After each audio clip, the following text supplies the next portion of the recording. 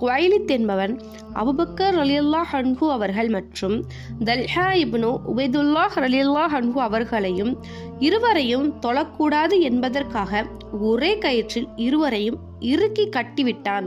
ஆனால் கட்டவிழ்ந்து இருவரும் தொழுவதை கண்ட நௌஃபல் அஞ்சு நடுங்கினான். இருவரும் ஒரே கயிற்றில் பிணைக்கப்பட்டதால் அவர்களை கரீனன் இணைந்த இருவர் என்றும் கூறப்படுகிறார்கள்.